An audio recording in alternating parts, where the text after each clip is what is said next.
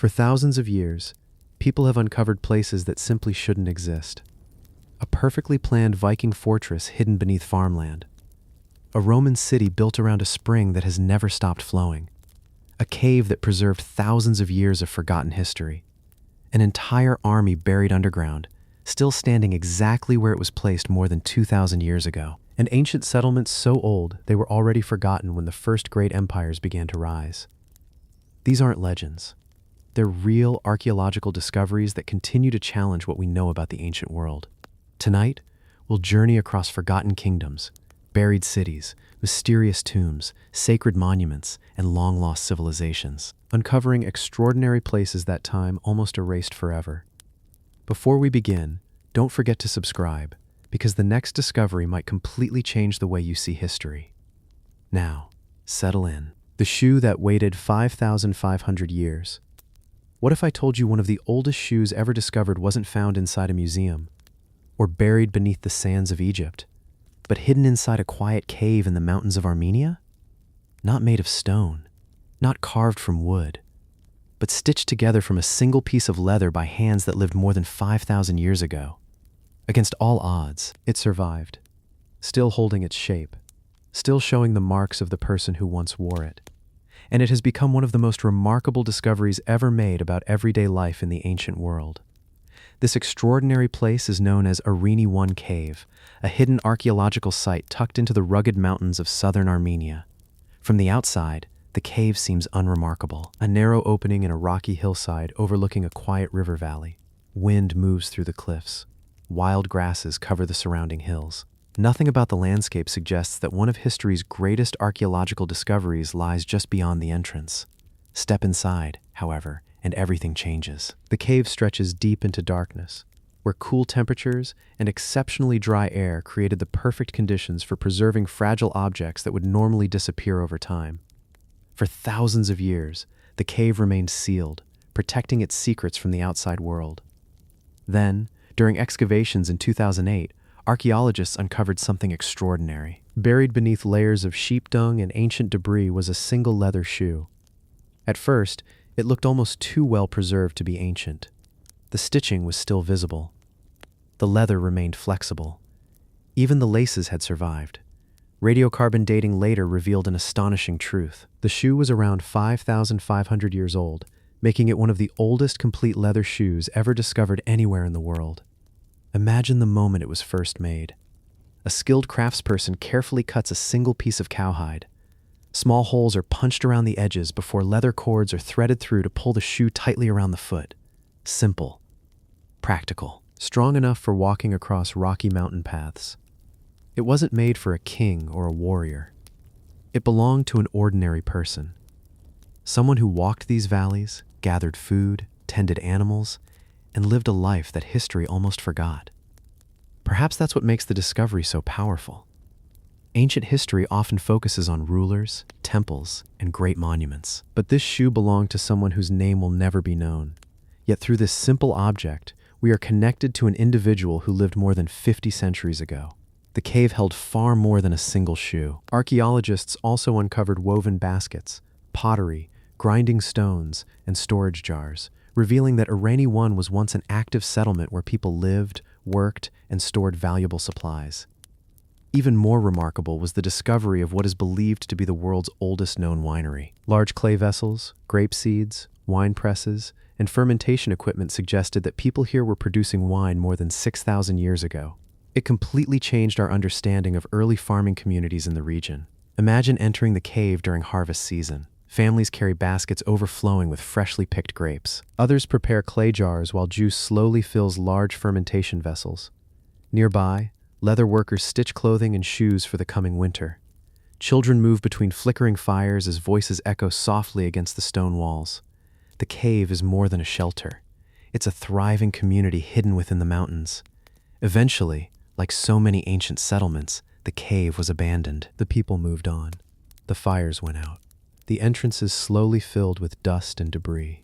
Year after year, century after century, the dry air quietly preserved everything left behind. No one could have imagined that thousands of years later, archaeologists would uncover a shoe still waiting exactly where its owner had left it. Today, The discoveries at Irani 1 continue to fascinate researchers around the world, not because they reveal lost empires or hidden treasure, but because they offer something even rarer: a glimpse into the everyday lives of ordinary people who lived thousands of years before written history. A simple leather shoe, a quiet mountain cave, and a remarkable reminder that sometimes the smallest discoveries tell the biggest stories. The faces that slept beneath the river. What if I told you one of the world's greatest collections of ancient art was almost lost forever? Not to war, not to fire, but to water? Beneath the hills of southeastern Turkey once stood a magnificent Roman city filled with colorful villas, grand courtyards, and breathtaking mosaics. For centuries, its stone streets echoed with merchants, soldiers, and wealthy families. Then the city disappeared beneath the earth, and nearly 2,000 years later, it came dangerously close to disappearing again. This remarkable place is known as Zeugma, one of the greatest archaeological discoveries ever made in the ancient world. Nestled along the banks of the Euphrates River, Zeugma occupied one of the most important crossroads of the Roman East. Travelers moving between Asia and the Mediterranean passed through its streets. Merchants arrived with silk, spices, precious metals, and glassware from distant lands. The city quickly grew into one of the wealthiest settlements in the region. Its prosperity could be seen everywhere. Elegant homes lined the streets. Large courtyards welcomed visitors. Fountains cooled the summer air while brightly colored mosaics covered the floors beneath people's feet. These weren't simple decorations. They were masterpieces. Tiny cubes of colored stone and glass were carefully placed one by one until remarkable images slowly appeared. Greek gods, mythical heroes, ocean creatures, hunting scenes, and faces so lifelike they still seem capable of meeting your eyes after nearly 2,000 years. Imagine walking into one of these grand Roman villas. Sunlight pours through the open courtyard. Water trickles gently from a marble fountain. Guests gather beneath shaded columns while servants prepare meals nearby. As you step across the floor, you realize you are walking over an enormous work of art. Thousands upon thousands of tiny stones form scenes so detailed they resemble paintings rather than mosaics. Every room tells a different story. Every floor reflects the wealth of the family who once lived there. Then, during the 3rd century, everything changed. The city suffered repeated invasions and destruction as rival empires fought for control of the region. Many homes were abandoned. Walls collapsed. Sand and rubble slowly buried the magnificent mosaics beneath the earth. Ironically, that destruction became their greatest protection. Hidden beneath layers of soil, the artwork remained untouched for centuries. The greatest challenge, however, arrived not in ancient times, but in the modern age. During the late 20th century, plans were approved to build the Birasik Dam across the Euphrates River. As the reservoir filled, large sections of ancient Zeugma would disappear beneath the rising water forever. Archaeologists suddenly found themselves racing against time. Excavation teams worked day and night. Every week revealed another magnificent mosaic hidden beneath the soil. Some were carefully lifted piece by piece. Others were documented before the waters reached them. One discovery quickly captured the world's attention: a haunting mosaic of a young woman whose deep, thoughtful eyes seemed almost alive. Today, she is known simply as the Gypsy Girl. Although only part of the original mosaic survives, her expression has become one of the most famous images in archaeology. Visitors often describe the strange feeling of standing before her. No matter where you move, her eyes seem to follow you, even after nearly 2,000 years. Today, many of Zeugma's greatest treasures are preserved inside museums, while other sections of the ancient city still overlook the Euphrates. Archaeologists continue uncovering new villas, courtyards, and mosaics, revealing just how extraordinary this Roman city once was. Each excavation adds another chapter to a place that history nearly lost forever. Perhaps that is what makes Zeugma so unforgettable. Not because it was the richest city of its time, not because it belonged to emperors, but because some of the world's most beautiful works of art survived only because they were forgotten beneath the earth, until the race against the rising river brought them back into the light. A buried Roman city, masterpieces made from millions of tiny stones, and a pair of ancient eyes that continue to look back across 2,000 years of history. vidIQ, the palace where thousands of years of wine were left behind. What if I told you archaeologists uncovered the wine cellar of a king, still filled with giant storage jars, more than 3,000 years after the palace had fallen silent? not inside Egypt, not in Rome, but on a quiet hill overlooking the Mediterranean coast of southern Greece. Hidden beneath centuries of soil lay the remains of a royal palace where feasts were prepared. Officials recorded every harvest, and enormous storerooms once held enough wine to supply an entire kingdom. This remarkable place is known as the Palace of Nestor, one of the best preserved Mycenaean palaces ever discovered. Nestled among the rolling hills of Pylos, the palace doesn't immediately appear grand.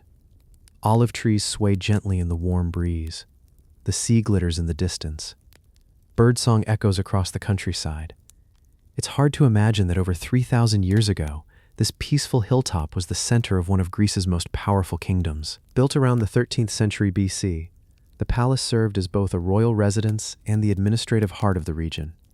Its stone halls connected storerooms, workshops, courtyards, kitchens, and ceremonial chambers into a carefully planned complex.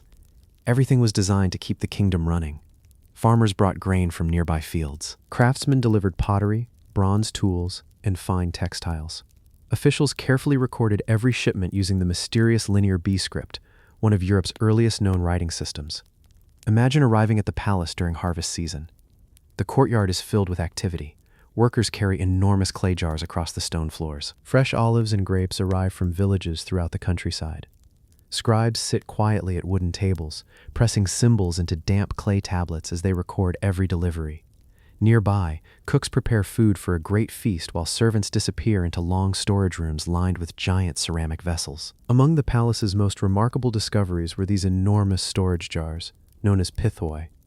Some stood taller than a person and could hold hundreds of liters of wine, olive oil, or grain.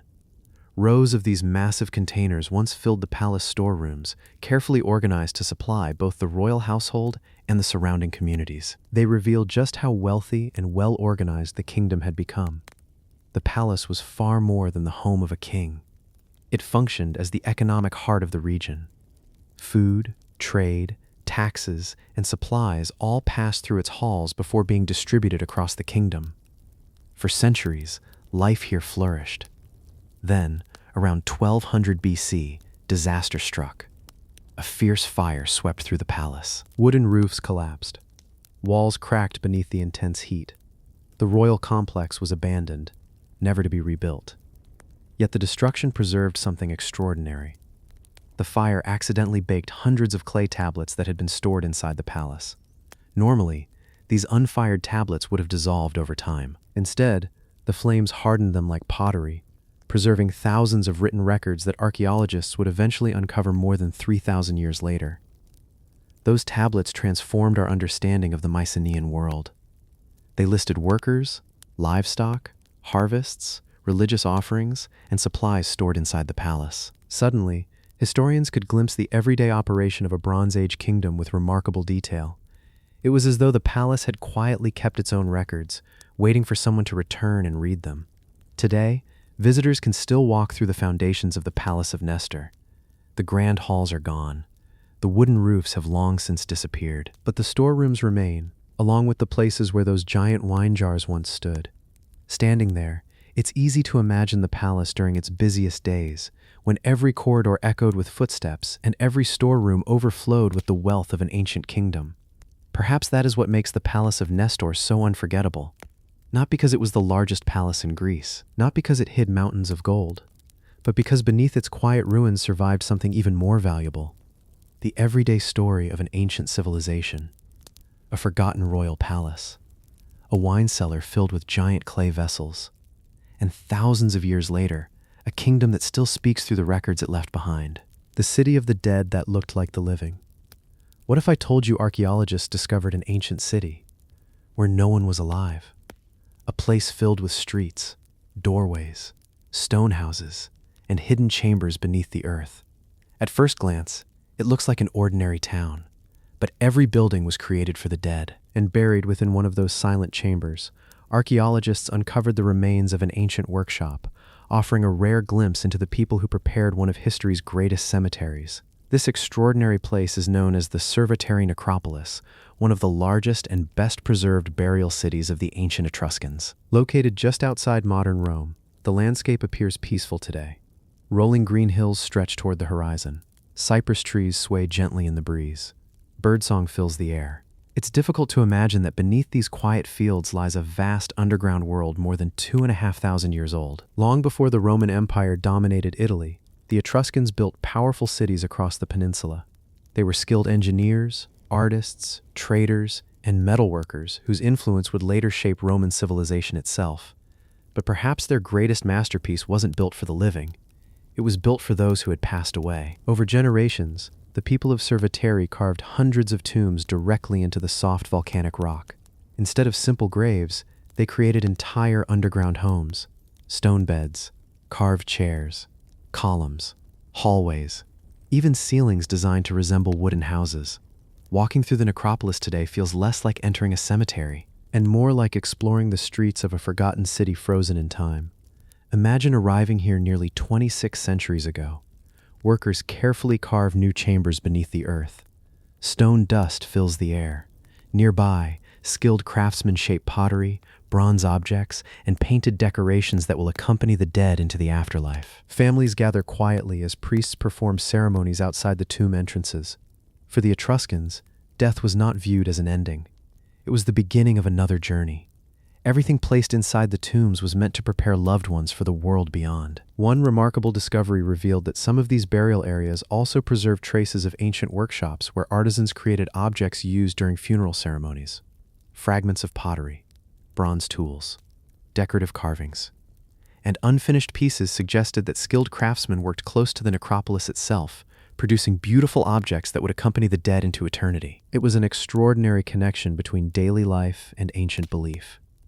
Every vase, every carved stone, every carefully crafted object carried both artistic skill and spiritual meaning. As centuries passed, the necropolis continued to grow. New tombs were added beside older ones until the underground city expanded across the hillsides. Thousands of people were eventually buried here, making Cerveteri one of the largest ancient cemeteries ever constructed. Then history began to change. The power of the Etruscans slowly declined as Rome expanded across Italy. Their cities were absorbed into the growing Roman world. Their language gradually disappeared. Their traditions slowly faded from memory. The necropolis fell silent. The entrances became hidden beneath soil and vegetation. For nearly 2,000 years, the underground city remained forgotten. When archaeologists finally began exploring the site, they uncovered one remarkable chamber after another. Beautiful wall paintings, stone furniture still standing where it had been carved, delicate jewelry, ceramic vessels, bronze mirrors, and countless objects that revealed the extraordinary craftsmanship of a civilization many people had almost forgotten. Today, visitors can still walk the ancient streets of the Cerveteri necropolis, passing between enormous burial mounds before descending into chambers carved more than 25 centuries ago. It is one of the few places in the world where an ancient cemetery feels almost like a living city. Perhaps that is what makes Cerveteri so unforgettable. Not because it hides great treasure, not because it belonged to mighty emperors, but because it preserves something far more personal. A civilization that believed the next life deserved a home just as carefully built as the one left behind. An underground city, a forgotten workshop, and a silent world where the dead were never truly separated from the lives they once lived. The ship that never reached home. What if I told you an ordinary merchant ship became one of the greatest archaeological discoveries ever made, simply because it never made it home? Not a royal ship, not a warship, not a vessel carrying the treasures of an emperor. Just a small wooden trading ship sailing across the calm waters of the Mediterranean over 2,000 years ago. Its crew had likely made this journey many times before. The cargo was loaded. The sail caught the wind. The shoreline slowly disappeared behind them. Everything seemed perfectly ordinary. Then, somewhere off the coast of Cyprus, something went terribly wrong. The ship vanished beneath the sea, and with it, an entire moment in history was frozen in time. Today, we know this remarkable discovery as the Kyrenia shipwreck, one of the best preserved ancient merchant ships ever found. The Mediterranean Sea has always connected civilizations. Long before modern highways and railroads, these waters served as the great trade routes of the ancient world. Every day, ships carried wine, olive oil, grain, pottery, timber, spices, and precious metals between Egypt, Greece, Cyprus, Phoenicia, and dozens of other thriving ports. Thousands of vessels crossed these waters every year. Most completed their journeys. Some simply disappeared. The Kyrenia ship was one of them. For more than 23 centuries, it rested quietly beneath the seafloor, completely forgotten. Above it, kingdoms rose and fell. Empires conquered one another. Languages changed. Entire civilizations disappeared. Yet beneath the waves, the little merchant ship remained exactly where it had settled on its final day. Its story returned to the world almost by accident. In 1965, a local diver exploring the seabed noticed something unusual. Fragments of ancient pottery scattered across the ocean floor. Curiosity quickly turned into one of the Mediterranean's most important underwater excavations. As archaeologists carefully removed layers of sand, the outline of an ancient wooden ship slowly emerged. The discovery stunned everyone. Instead of finding only scattered timbers, they had uncovered an almost complete vessel. Even more remarkable, much of its cargo was still exactly where the crew had placed it more than 2,000 years earlier. Imagine standing on the deck during its final voyage. The morning sun reflects across calm blue water. The square sail stretches tightly in the breeze. Seabirds circle overhead as Cyprus slowly appears on the horizon. Below deck, rows of large clay amphorae are stacked neatly against one another. Each jar carries valuable cargo. Some contain wine. Others hold olive oil. Perhaps a few are filled with preserved fruit or other goods destined for markets across the Mediterranean. Nearby lie baskets filled with almonds. Grinding stones rest beside the cargo. Simple tools belonging to the crew are carefully stored for the journey ahead. Nothing suggests that disaster is only moments away. Perhaps dark clouds begin gathering over the sea. The wind changes direction. The waves grow larger. Or maybe the ship drifts too close to hidden rocks beneath the surface. No one knows exactly what happened, but archaeologists believe the wooden hull was badly damaged before water began rushing inside. The crew almost certainly fought to save the vessel.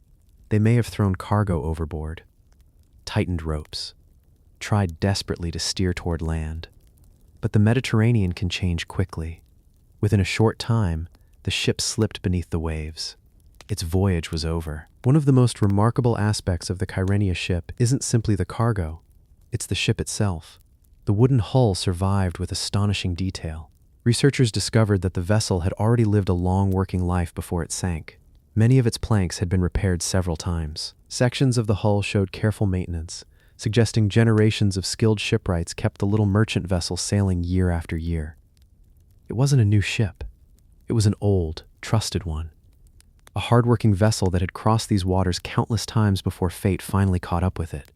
The cargo revealed even more fascinating details. Archaeologists recovered more than 400 amphorae, many still sealed. These jars helped historians understand exactly how ancient merchants packed and transported goods across the Mediterranean. Even tiny objects survived. Wooden eating bowls, bronze tools, fishing equipment, and thousands of almonds, many still preserved after more than 2,000 years beneath the sea. Each discovery offered another small glimpse into everyday life aboard an ancient trading ship. Unlike the treasures of kings or famous generals, these were the belongings of ordinary sailors, people whose names have been lost forever. Yet through the objects they left behind, we can almost picture their daily lives, sleeping beneath the deck, cooking simple meals, repairing ropes, watching the stars each night as they cross the open sea. Perhaps the greatest gift of the Kyrenia ship is that it tells a story rarely preserved in archaeology. Most ancient ships survive only as scattered pieces of wood. Most cargo disappears long before archaeologists arrive. But here, almost everything remained together. The ship, its cargo, its equipment, even traces of the crew's final journey. It was like opening a perfectly preserved time capsule from the ancient Mediterranean. Today, careful reconstructions have allowed historians to rebuild the Kyrenia ship almost exactly as it once appeared. By sailing these replicas across the Mediterranean, researchers have learned how ancient vessels handled rough seas, changing winds, and long-distance trade. Every voyage brings new understanding of a world connected not by roads, but by water. Perhaps that is what makes the Kyrenia shipwreck so unforgettable. Not because it carried gold, not because it belonged to an emperor, but because it reminds us that history is often shaped by ordinary people doing ordinary work. A merchant delivering cargo, a crew sailing familiar waters, a journey that should have lasted only a few days, yet instead became one of the greatest archaeological discoveries ever pulled from the sea. For more than 2,000 years, the Mediterranean protected its secret. And when it was finally revealed, it told the story of a ship that never reached its destination, but somehow still completed the most important voyage of all, the mountain that built an empire.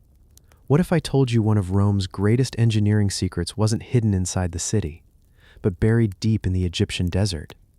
A place where thousands of workers lived in complete isolation, cutting enormous blocks of stone from a mountain under one of the harshest climates on Earth.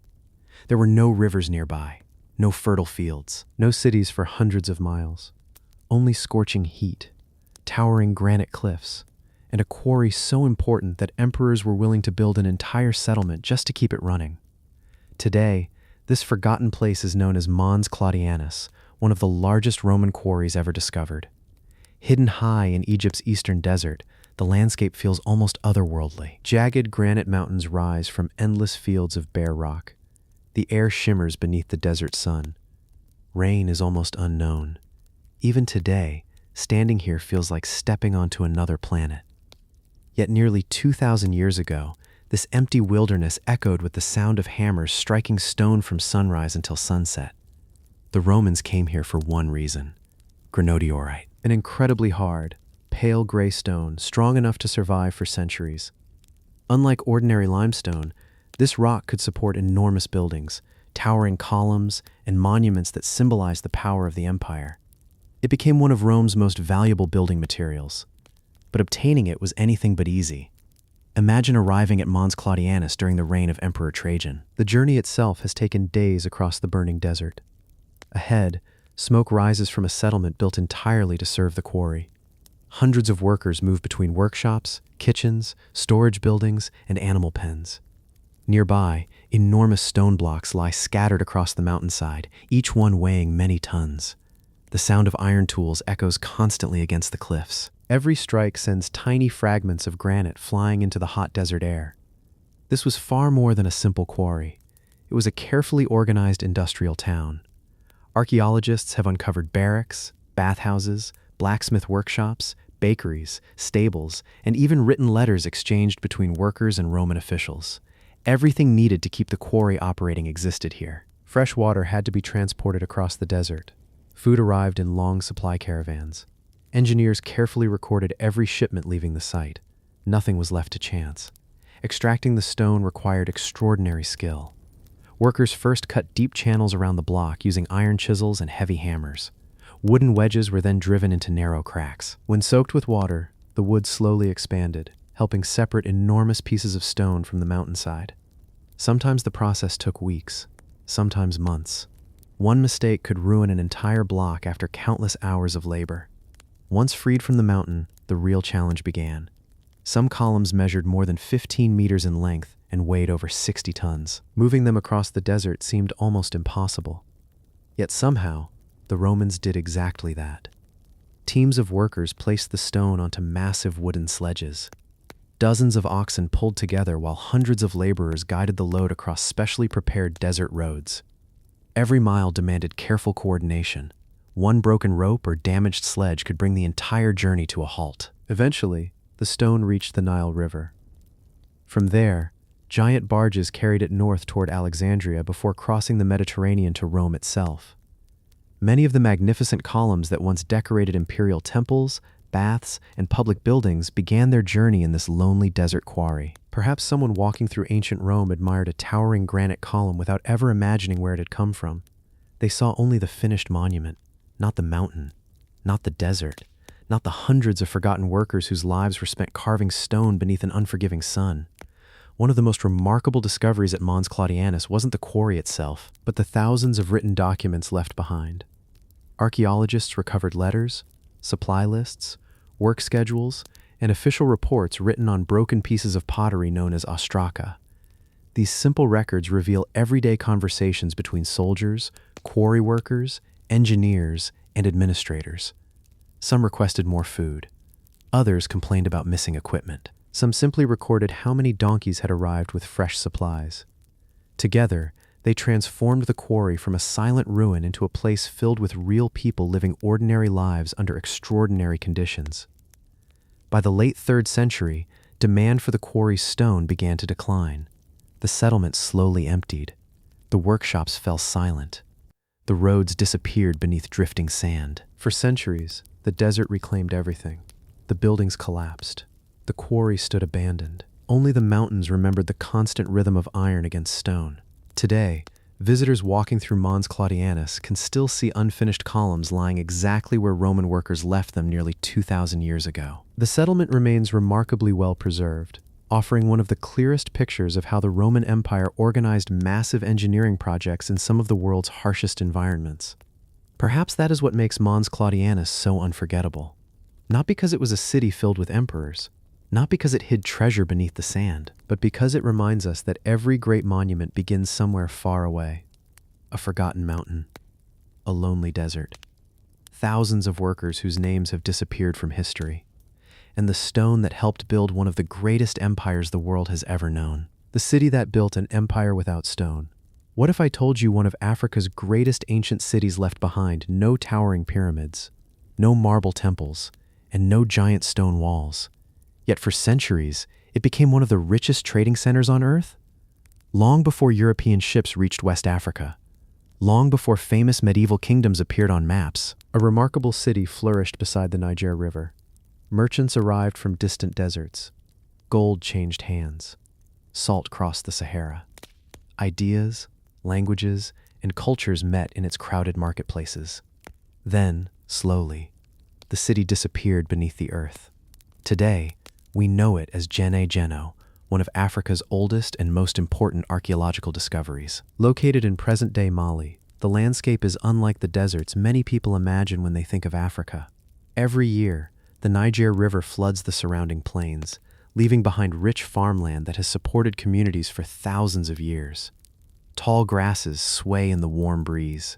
Fishing boats drift quietly along narrow waterways. During the rainy season, much of the landscape transforms into a vast inland delta filled with life. It was here, more than 2,000 years ago, that people began building something extraordinary. Unlike many ancient cities that grew around kings or mighty fortresses, Djenné expanded through trade. Small neighborhoods slowly spread across the landscape. Homes built from sun-dried mud bricks stood beside workshops where skilled craftsmen shaped pottery, forged iron tools, and created beautiful jewelry. Generation after generation, the settlement continued to grow until it covered more than 30 hectares, making it one of the largest cities in sub-Saharan Africa during its time. Imagine arriving here around the 9th century. The riverbanks are alive with activity. Wooden boats glide toward the city, carrying fish, grain, pottery, and bundles of cloth. Merchants unload goods while blacksmiths work beside glowing furnaces, sending sparks into the afternoon air. Nearby, potters carefully shape clay vessels as children weave through the busy streets. The marketplace hums with voices from distant lands. Some traders have traveled for weeks across the Sahara Desert. Others have followed the winding Niger River from villages hundreds of miles away.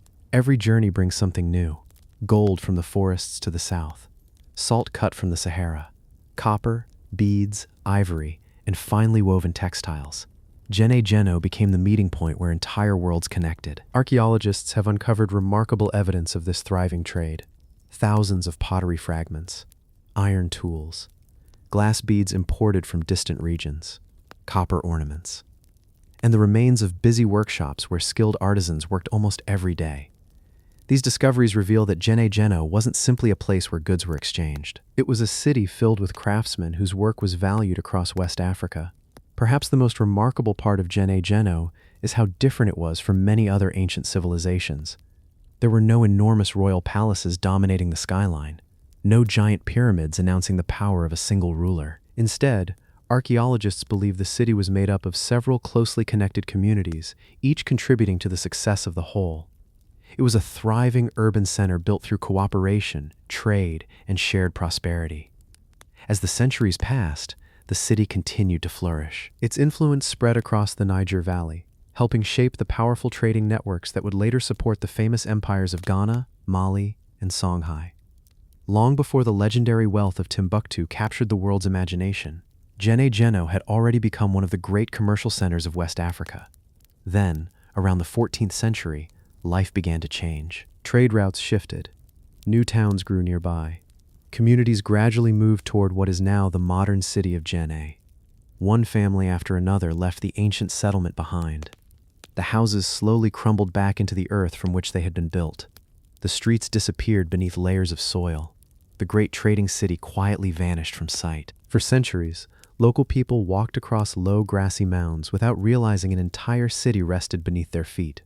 When archaeologists finally began excavating the site during the 20th century, they uncovered one of Africa's greatest forgotten civilizations. Every layer of earth revealed another chapter of a city that had connected distant cultures long before many of the world's famous medieval capitals even existed. Today, Geno continues to transform our understanding of African history. It reminds us that thriving cities, international trade, advanced craftsmanship, and complex societies were flourishing across West Africa thousands of years ago. Perhaps that is what makes this place so extraordinary. Not because it was built from stone, not because it belonged to mighty emperors, but because an entire civilization rose from the rich soil beside a river, connected continents through trade, and quietly changed history before almost disappearing without a trace.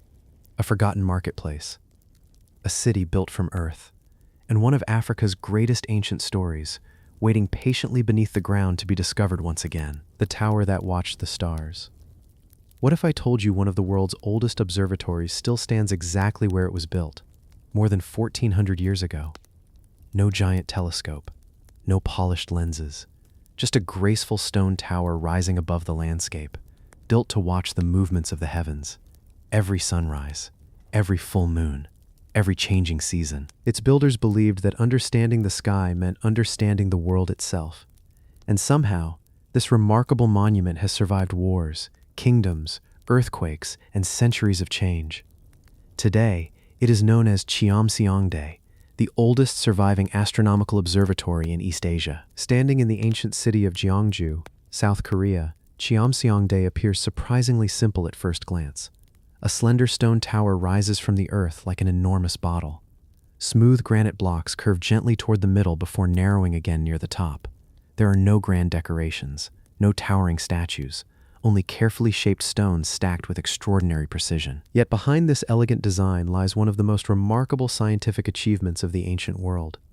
The tower was built during the 7th century, when the Kingdom of Silla ruled much of the Korean peninsula.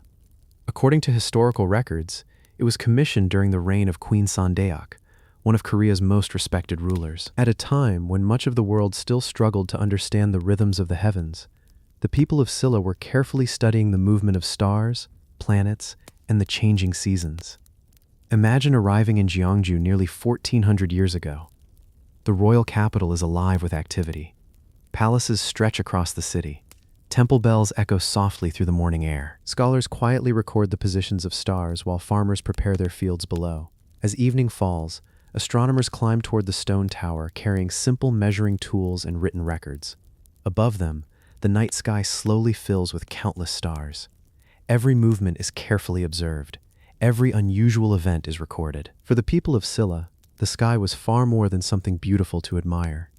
It was believed to influence harvests, royal decisions, religious ceremonies, and even the future of the kingdom itself. Watching the heavens was considered an essential responsibility. Cheomseongdae became the place where those observations were carefully made.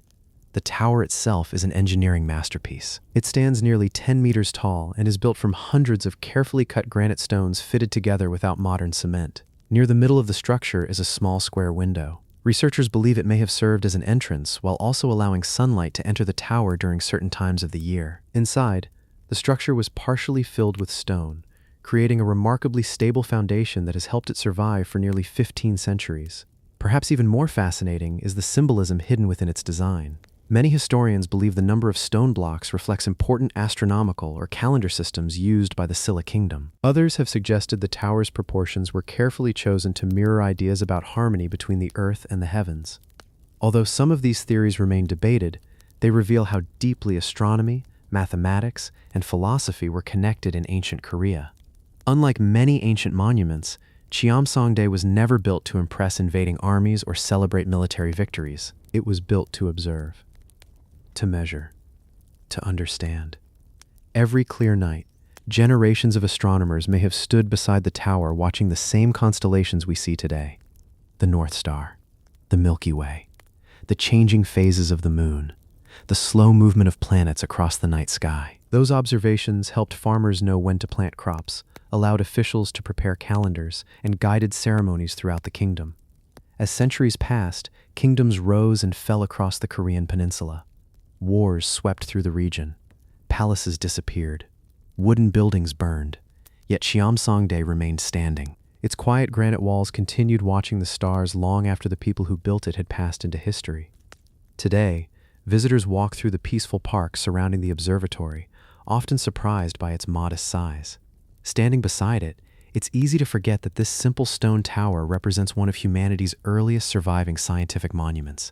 It isn't enormous. It isn't covered in gold. Its greatness comes from something far quieter. It represents curiosity. A civilization determined to understand the universe above them using careful observation rather than guesswork. Perhaps that is what makes Cheomsongdae so unforgettable. Not because it is the tallest tower ever built, not because it hides buried treasure, but because for nearly 1,400 years, it has stood beneath the same stars, watching the same sky, quietly reminding us that long before telescopes and satellites, ancient civilizations were already searching for answers among the heavens. A graceful tower of stone, a kingdom guided by the stars, and one of history's oldest windows into the night sky. The mountain covered with 100,000 stories. What if I told you an entire mountainside was transformed into a work of art? Not painted, not built, but carved directly into solid rock? For centuries, skilled craftsmen stood against towering cliffs, carefully chiseling enormous statues, peaceful faces, and intricate scenes into the stone. One carving became 10, 10 became hundreds, and over generations, the mountains slowly came alive. Today, more than 50,000 statues and over 100,000 carved Chinese characters still cover these cliffs, making it one of the greatest artistic achievements ever created by human hands. This extraordinary place is known as the Dazu rock carvings, one of China's most remarkable archaeological treasures. Hidden among the green hills of Chongqing in southwestern China, the landscape feels calm and timeless. Rolling mountains stretch toward the horizon. Narrow streams wind through quiet valleys. Bamboo forests sway gently in the breeze while birdsong echoes beneath the cliffs. Nothing prepares you for what waits around the next bend. Then, carved directly into the mountainside, hundreds of ancient figures slowly emerge from the stone. Some are only a few inches tall. Others tower several meters above the ground. Every face is different, every gesture carefully sculpted. Even after nearly 1,000 years, many still appear astonishingly lifelike. The carvings began during the 9th century and continued for hundreds of years, reaching their greatest expansion during the Song dynasty. Generation after generation of artists added new sculptures, slowly transforming ordinary cliffs into one of the largest collections of rock carvings anywhere in the world. Imagine arriving here nearly 900 years ago. The rhythmic sound of iron chisels echoes through the valley. Stone dust drifts through the warm afternoon air. Artists balance on wooden scaffolding carved into the cliff face, carefully shaping the folds of a robe or the gentle expression on a statue's face. Nearby, monks quietly read sacred texts while travelers stopped to admire the growing masterpiece. The mountain itself has become a living canvas.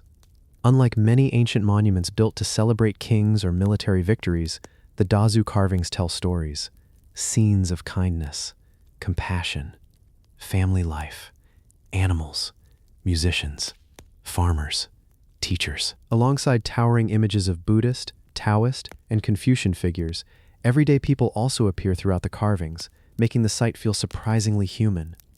Perhaps the most famous section is found at Baodingshan, where enormous sculptures stretch along the cliff in one continuous sequence. Some figures seem peaceful and welcoming. Others are dramatic and deeply emotional. Every scene blends art, religion, and storytelling into something unlike almost anywhere else in the ancient world. The level of detail is extraordinary. Flowing robes appear soft despite being carved from solid stone. Delicate hands still hold symbolic objects. Tiny facial expressions remain visible after centuries of rain, wind, and changing seasons. Some sculptures even retain traces of the bright colors that once covered the entire mountainside, reminding us that the cliffs were once far more vibrant than they appear today. One of the most remarkable aspects of Dazu is how completely it survived. Unlike many ancient monuments destroyed by war or natural disasters, these carvings remained quietly hidden among the hills for centuries. While kingdoms rose and fell across China, the mountains patiently protected the artwork. Local communities continued caring for the site, allowing much of it to survive in extraordinary condition. As archaeologists and historians began studying the carvings, they realized they were looking at far more than beautiful sculptures. The cliffs preserved an entire record of medieval Chinese life: clothing styles, musical instruments, architecture, religious beliefs. Even scenes of farming and family life were carved into the rock. Every figure became another chapter in a story that stretched across generations. Today, visitors walk along quiet pathways beneath the towering cliffs, looking up at thousands of faces gazing back across nearly 1,000 years of history. Some statues stand in peaceful silence. Others seem almost ready to speak. The deeper you explore, the more carvings appear, each one revealing another piece of an extraordinary artistic legacy. Perhaps that is what makes the Dazu rock carvings so unforgettable. Not because they belong to a lost empire, not because they hide buried treasure, but because they remind us that some of humanity's greatest masterpieces were never placed inside museums. They were carved directly into the living mountains, where stone, faith, and imagination came together to create one of the world's most breathtaking galleries beneath the open sky. A quiet valley, a mountain filled with thousands of faces, and a masterpiece that has been patiently watching the world for almost 1,000 years. The faces that came before history. What if I told you people were creating mysterious human figures thousands of years before the pyramids of Egypt were built? Figures with enormous eyes, perfectly shaped faces, and expressions so unusual that, even today, no one knows exactly what they were meant to represent. Some resemble ordinary people. Others look almost otherworldly. For more than 7,000 years, they lay buried beneath the soil of southeastern Europe, waiting for someone to uncover them once again. These remarkable discoveries belong to the Vinca culture, one of the oldest advanced farming civilizations in Europe. Long before written history reached the Balkans, thriving communities stretched across what is now Serbia and parts of neighboring countries. They built permanent villages, worked copper, created beautiful pottery, and produced hundreds of mysterious figurines unlike anything else from the ancient world.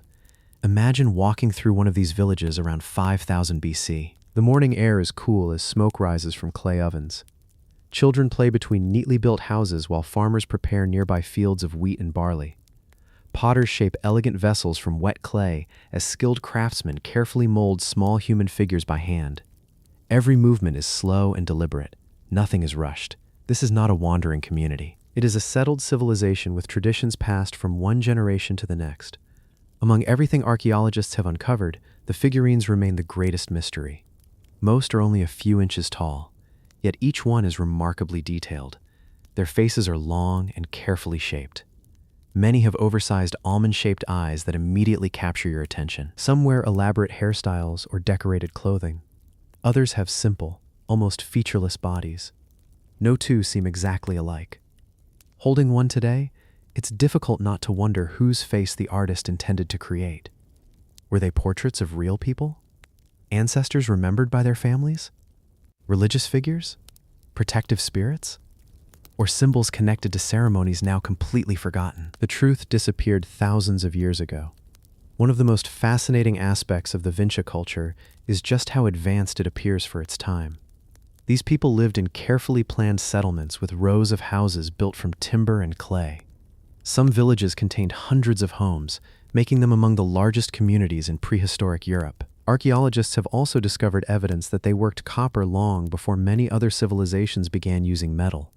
This suggests remarkable craftsmanship and technological knowledge for such an early society. Even more intriguing are the strange symbols found carved onto pottery and some of the figurines. Simple lines, crosses, geometric marks, repeated patterns. Some researchers have suggested these signs could represent one of the earliest systems of symbolic communication ever created. Others believe they were simply ownership marks or religious symbols. The debate continues today. If they truly carried meaning beyond decoration, they may represent one of humanity's earliest attempts to record information long before formal writing appeared. Imagine an artisan sitting beside a small fire at sunset. A lump of clay rests in their hands. Slowly, they shape a human face, carefully pressing the eyes. smoothing the cheeks, adding tiny carved patterns across the body. When the figure is finished, it is placed inside a kiln where the fire hardens it into something that will survive thousands of years. The maker could never have imagined that someone living 7 millennia later would still be studying their work. Then, sometime around 4500 BC, the world of the Vinci people slowly began to change. Many settlements were abandoned, trade networks shifted, communities gradually disappeared from the landscape. Exactly why remains uncertain. Some archaeologists point to environmental changes. Others suggest growing social pressures or changing patterns of settlement. Whatever the reason, one of Europe's earliest great cultures quietly faded into history. Its houses returned to the earth. Its villages disappeared beneath fields and forests. Only the figurines remained, patiently waiting beneath the soil. When archaeologists finally uncovered them during the 20th century, they revealed a civilization far more sophisticated than anyone had imagined. Every excavation uncovered more beautifully crafted figures, pottery, tools, jewelry, and traces of everyday life, transforming our understanding of prehistoric Europe. Today, the mysterious faces of the Vinci figurines continue to fascinate historians, archaeologists, and visitors alike. Some people see wisdom in their expressions. Others see mystery. A few even believe they look strangely modern despite being over 7,000 years old. Perhaps that is what makes these little figures so unforgettable. Not because they belong to kings, not because they were made of gold, but because they remind us that long before history was written, long before famous empires appeared, ordinary people were already creating beautiful works of art, expressing ideas, beliefs, and identities that we are still trying to understand today. A handful of clay, a pair of silent eyes, and a civilization that continues to look back at us across 7,000 years of history. Buried kingdom of Sanchi's stupas. Perched atop a quiet hill in central India stands one of the oldest surviving monuments of Buddhism. At first glance, Sanchi seems peaceful. Stone gateways rise beneath the shade of ancient trees. A great dome overlooks the surrounding countryside. The wind moves gently across the hill, carrying little more than birdsong. It's difficult to imagine that this tranquil place was once the spiritual heart of a thriving kingdom. For centuries, pilgrims climbed this hill from every direction. Monks lived and studied here. Kings sponsored magnificent temples.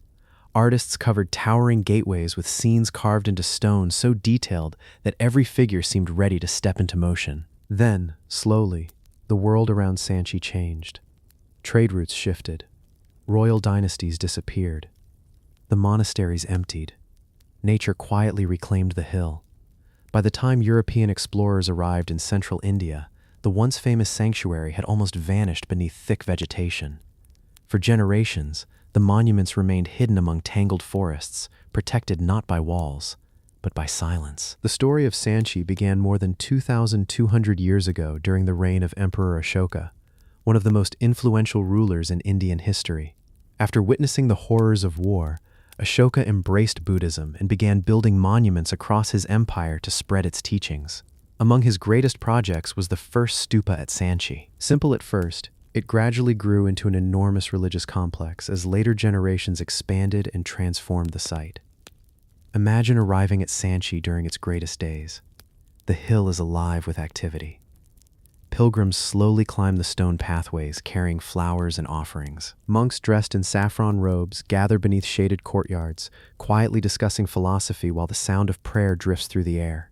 Skilled stone carvers work patiently on enormous gateways, shaping elephants, lions, lotus flowers, and scenes from the life of the Buddha with astonishing precision. Every corner of the hill reflects centuries of devotion. The centerpiece of the complex is the Great Stupa, an enormous stone dome built to protect sacred Buddhist relics. Unlike temples designed for people to enter, the stupa was meant to be walked around. Pilgrims circled it slowly in silent meditation, following a path that symbolized reflection, wisdom, and the journey toward enlightenment. Surrounding the Great Stupa stand some of the finest stone carvings ever created in ancient India. The 4 monumental gateways, known as toranas, are covered from top to bottom with incredibly detailed sculptures. Kings, animals, sacred trees, processions, palaces, and stories carved so skillfully that archaeologists still discover new details hidden within the stone. What makes these carvings even more remarkable is what they leave out. Rather than depicting the Buddha directly, many scenes represent him through symbols such as an empty throne, footprints, a riderless horse, or the Bodhi tree. It was a unique artistic tradition that reflected early Buddhist beliefs. As centuries passed, new monasteries, temples, and shrines continued appearing across the hilltop. Sanchi became one of the most important centers of Buddhist learning in India. Travelers from distant kingdoms came here seeking knowledge, while artists and builders expanded the complex generation after generation. Then, beginning around the 12th century, Buddhism gradually declined across much of India. The monasteries slowly emptied. The pilgrims stopped arriving. Without constant care, forests spread across the abandoned hill. Roots pushed through ancient walls. Vines covered the gateways. The great monuments quietly disappeared beneath nature's embrace. For hundreds of years, Sanchi remained almost forgotten. It wasn't until the early 19th century that explorers rediscovered the site hidden among the trees. As archaeologists carefully cleared the vegetation, one extraordinary monument after another emerged from beneath the forest. The Great Stupa, the carved gateways, ancient monasteries, stone pillars. Together, they revealed one of the best-preserved Buddhist complexes anywhere in the world. Today, visitors from across the globe walk the same pathways once followed by monks and pilgrims more than 2,000 years ago. The hill remains peaceful. The stone carvings continue telling stories shaped by ancient hands, and the Great Stupa still rises above the landscape exactly as it has for centuries. Perhaps that is what makes Sanchi so extraordinary. Not because it belonged to a forgotten empire, not because it hid buried treasure, but because it preserved something far more enduring. A place where faith, art, and knowledge came together on a quiet hill, then patiently waited beneath the forest until the world was ready to remember it once again. Viking Ring Fortress of Trelleborg. Across the green countryside of Denmark lies one of the most remarkable engineering projects of the Viking Age. From the ground, it doesn't look especially impressive. A few grassy embankments, a circular earthwork rising gently from the landscape. But beneath those quiet fields lies the blueprint of an ancient fortress built with astonishing precision. Every wall, every gate, every road, every building was carefully planned long before the first shovel touched the earth. It wasn't simply a village, it was a military masterpiece. Known today as Trelleborg, this perfectly circular fortress was built during the late 10th century, at a time when Viking power stretched across much of northern Europe. Historians believe it was constructed during the reign of King Harald Bluetooth, the ruler who united much of Denmark and introduced Christianity to the kingdom. Unlike older Viking settlements that grew naturally over time, Trelleborg was designed from the very beginning. Its shape is almost perfectly symmetrical. A massive circular rampart surrounded the entire fortress, measuring more than 130 meters across. 4 enormous gates faced exactly north, south, east, and west. From each gate, broad wooden roads crossed at the center, dividing the fortress into 4 equal sections with remarkable mathematical accuracy. Imagine arriving here more than 1,000 years ago. The sound of axes echoes through the air as craftsmen strengthen the wooden walls. Warriors wearing mail armor practice with spears inside the open courtyards. Blacksmiths shape glowing iron into swords, axes, and horseshoes while smoke rises from dozens of longhouses built inside the fortress. Messengers ride through the northern gate carrying news from distant settlements across the kingdom. Everything feels organized, disciplined, purposeful. Inside the circular walls stood 16 enormous Viking longhouses. Each was nearly identical in size and carefully positioned according to the fortress's symmetrical design. The buildings served as homes, workshops, storage halls, and gathering places for the warriors stationed there. Unlike ordinary Viking villages, where houses followed the natural shape of the land, every structure inside Trelleborg was placed with remarkable precision. Nothing appears accidental. One of the fortress's greatest mysteries is why so many identical ring fortresses were built across Denmark within such a short period. Trelleborg was not alone. Several nearly identical fortresses have been discovered throughout the country, all sharing the same circular layout, carefully aligned gates, and standardized construction techniques. This suggests an extraordinary level of planning and organization, something rarely associated with the Viking world. Building a fortress like Trelleborg required an enormous workforce. Thousands of oak trees were cut to create the defensive walls and longhouses.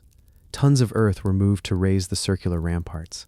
Heavy timber roads were laid across the interior, allowing people and supplies to move easily throughout the settlement.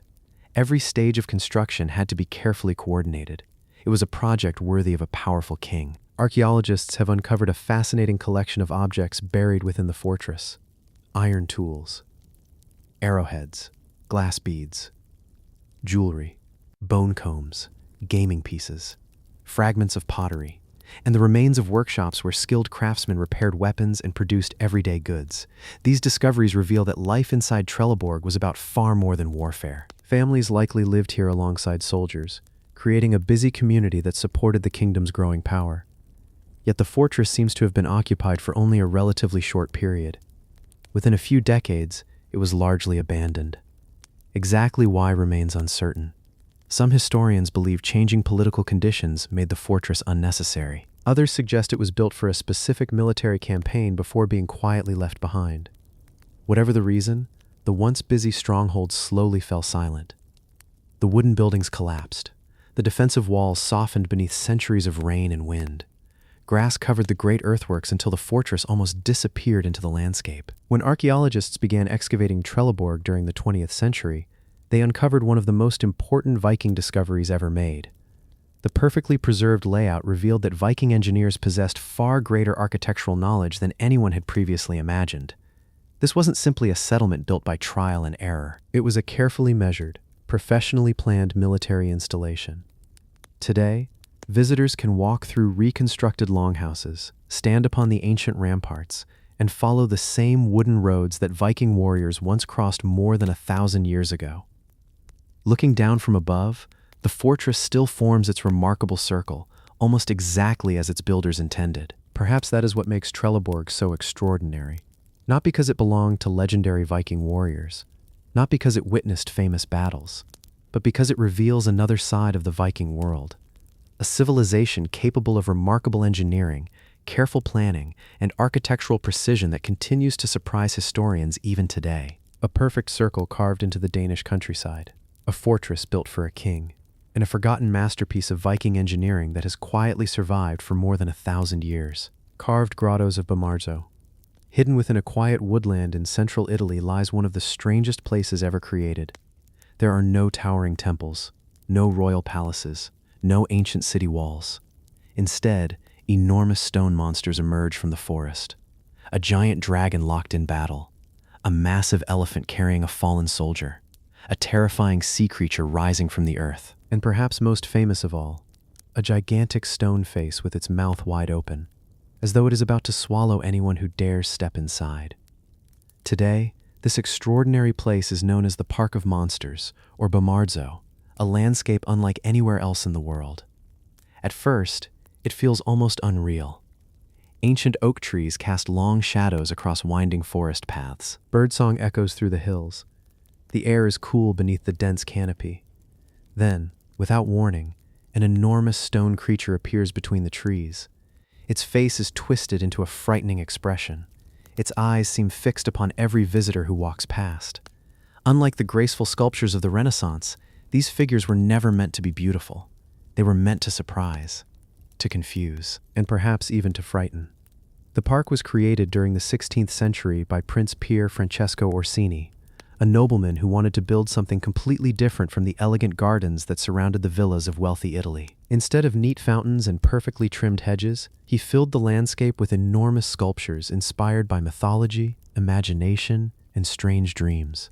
Skilled craftsmen carved directly into massive natural boulders scattered throughout the forest. Rather than moving the stone, they transformed the landscape itself into a giant open-air work of art. Imagine walking through these woods shortly after the park was completed. Every path leads somewhere unexpected. Around one corner stands a towering giant tearing another figure apart. Farther ahead, a dragon spreads its wings while mythical beasts surround it. Nothing follows a predictable pattern. Every sculpture invites new questions. Every clearing reveals another mystery waiting among the trees. Perhaps the most famous monument in the entire park is the enormous stone face known as the Mouth of Hell. Its giant lips remain permanently open, inviting visitors to step inside. Carved above the entrance is a simple inscription that roughly translates to, "Every thought flies." No one knows exactly what the words were meant to mean. Some believe the chamber inside was designed for quiet reflection. Others think it symbolized a journey into another world. Even today, stepping inside the Great Stone Mouth feels strangely unsettling. The park also contains one of Italy's most unusual buildings. A small stone house appears to lean dramatically to one side. Walking through its doorway immediately throws your sense of balance into confusion.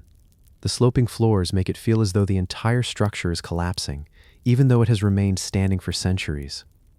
Long before modern optical illusions became popular, Bomarzo was already challenging the way people experience space. Unlike many famous archaeological sites, Bomarzo wasn't created to honor kings or celebrate military victories. It was something far more personal. Many historians believe Prince Orsini built the garden after experiencing great personal loss, filling it with strange symbols that reflected grief, imagination, philosophy, and the unpredictable nature of life itself. Others see the sculptures as puzzles, each carrying meanings that have long since been forgotten. The truth remains uncertain. As centuries passed, the remarkable garden slowly disappeared beneath thick vegetation. Trees grew around the sculptures. Vines covered the carvings. Many of the stone monsters vanished beneath moss and tangled roots. For generations, the strange park was almost completely forgotten. Only in the 20th century did restoration efforts slowly uncover the hidden sculptures once again.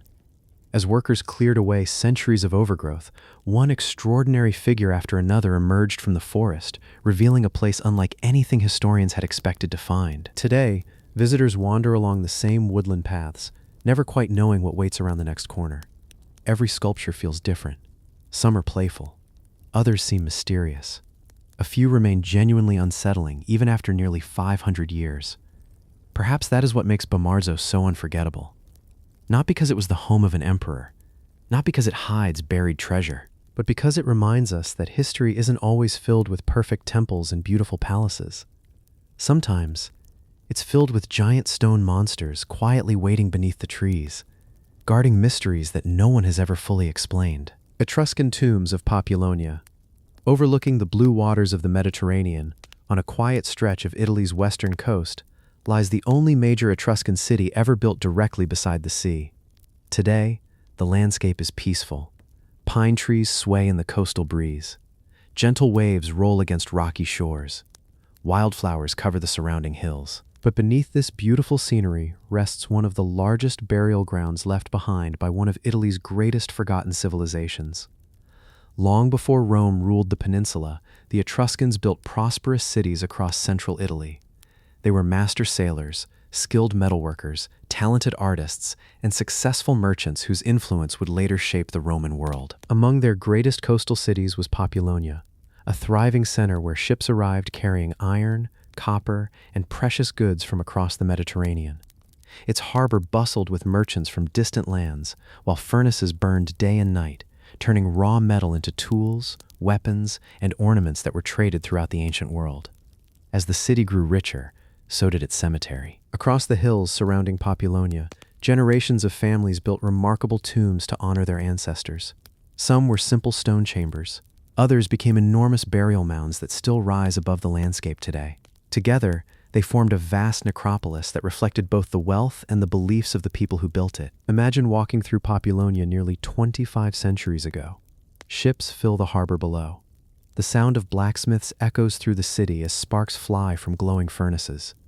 Merchants unload cargo from distant ports while craftsmen polish bronze mirrors and shape elegant jewelry. Just beyond the busy streets, families quietly gather at the necropolis. Stonemasons carefully carve new burial chambers into the hillside. Priests perform ceremonies while loved ones place pottery, jewelry, drinking cups, and personal belongings beside those who had passed away. For the Etruscans, death was not considered the end of life's journey. The tomb became another home. That belief can still be seen inside many of the burial chambers. Some were built to resemble real houses, complete with carved benches, stone furniture, pillars, and carefully shaped rooms that reflected everyday life. Rather than creating empty graves, the Etruscans designed places where memory would continue long after a person was gone. Archaeologists have uncovered an extraordinary collection of objects within these tombs. Beautiful painted pottery imported from Greece, bronze helmets, iron swords, delicate necklaces made from gold and amber, perfume bottles, mirrors polished until they reflected like glass. Each discovery reveals not only the wealth of Populonia, but also its close connections with civilizations across the Mediterranean. One of the reasons Populonia became so powerful was its access to iron from the nearby island of Elba. Huge quantities of ore were shipped across the water before being smelted inside the city's workshops. For centuries, the glow of furnaces lit the skyline as skilled craftsmen transformed raw metal into products sought throughout the ancient world. The city's prosperity was literally built upon iron. As time passed, however, the balance of power across Italy began to change. Rome expanded steadily across the peninsula. One by one, the independent Etruscan cities were absorbed into the growing Roman Republic. Populonia gradually lost much of its influence. Trade slowed. The furnaces cooled. The once busy harbor became quieter with each passing generation. Eventually, the necropolis itself disappeared beneath layers of soil, grass, and forest. For centuries, travelers crossed these hills without realizing an ancient cemetery rested beneath their feet. When archaeologists finally began excavating the site, they uncovered one remarkable tomb after another. Stone chambers emerged almost untouched. Beautiful artifacts returned to the light after more than 2,000 years underground. Every discovery revealed another chapter in the story of a civilization that helped shape ancient Italy long before Rome became an empire. Today, visitors can still walk among the ancient tombs overlooking the sea. The grassy burial mounds remain scattered across the hills exactly where Etruscan families built them centuries ago. The Mediterranean continues to sparkle in the distance, just as it did when merchant ships once sailed into Populonia's harbor. Perhaps that is what makes the Etruscan tombs of Populonia so unforgettable. Not because they belong to emperors, not because they hide legendary treasure, but because they preserve the memory of a remarkable civilization that flourished beside the sea, mastered metal, connected distant cultures through trade, and quietly helped lay the foundations of the Italy we know today, a forgotten coastal kingdom. Silent stone tombs overlooking the Mediterranean, and a civilization whose story still echoes beneath the windswept hills of Populonia. Buried city of Tel Megiddo. Rising above the broad Jezreel Valley in northern Israel is a quiet hill that has witnessed thousands of years of human history.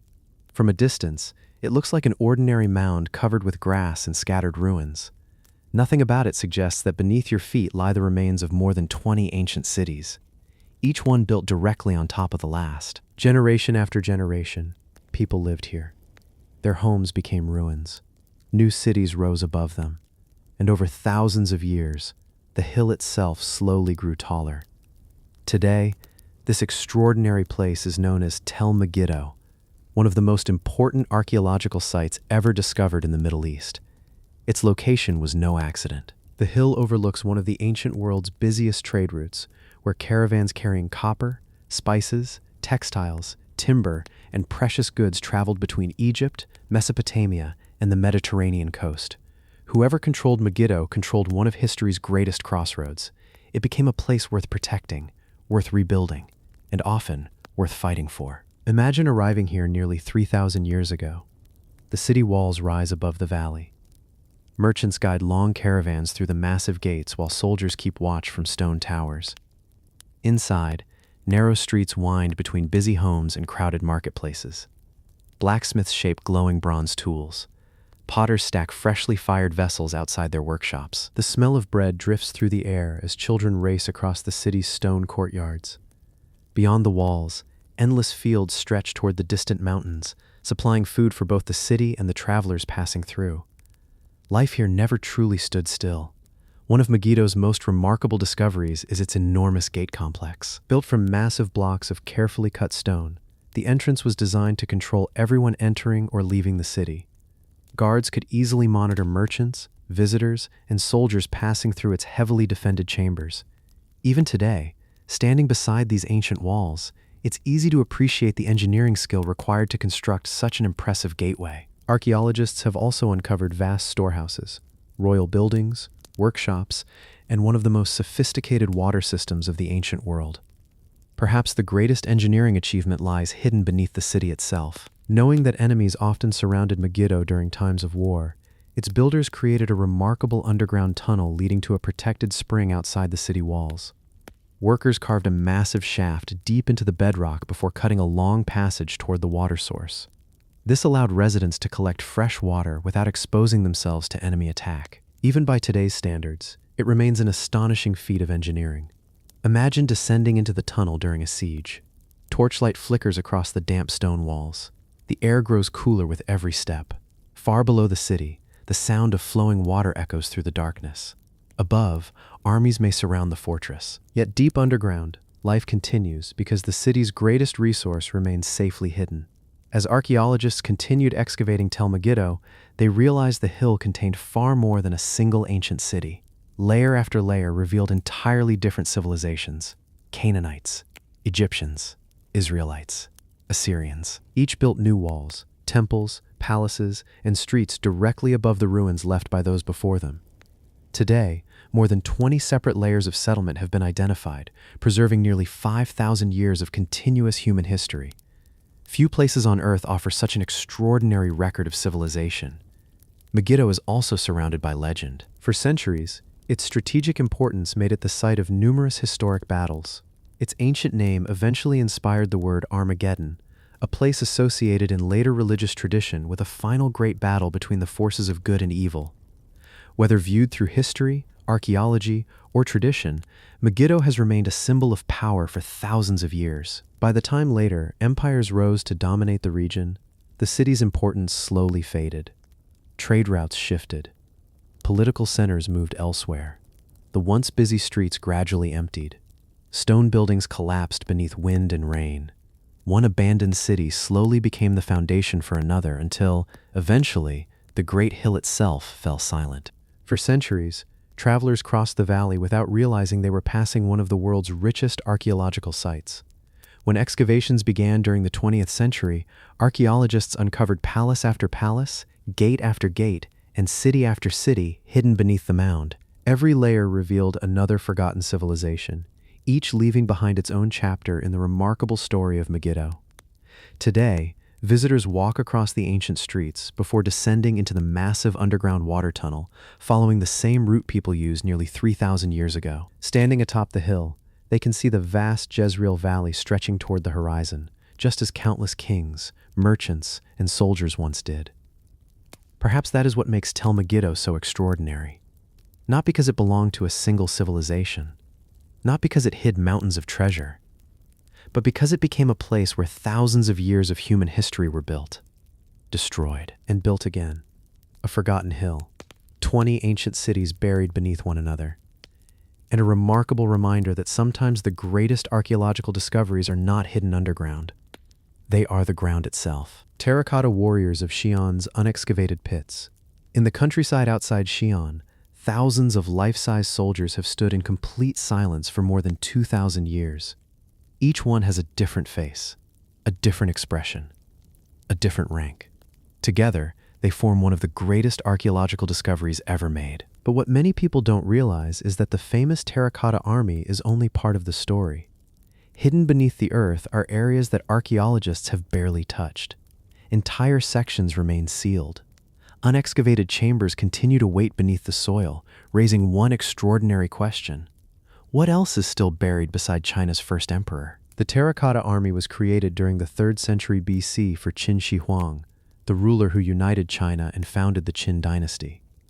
Rather than building a simple tomb, he ordered the construction of an enormous underground city designed to accompany him into the afterlife. Thousands of craftsmen spent decades shaping soldiers, horses, chariots, musicians, officials, and countless other figures from clay. Each was placed carefully beneath the earth, ready to protect their emperor forever. Imagine arriving here more than 22 centuries ago. The landscape is filled with activity. Kilns burn day and night. Artists carefully sculpt lifelike faces while others carve armor, weapons, and horses with astonishing precision. Rows upon rows of clay soldiers slowly fill enormous underground halls. Some craftsmen paint delicate details across each warrior before the figures disappear into vast burial chambers that few living people will ever see again. When the work is finally complete, the chambers are sealed beneath layers of earth. The emperor's underground kingdom vanishes from the world.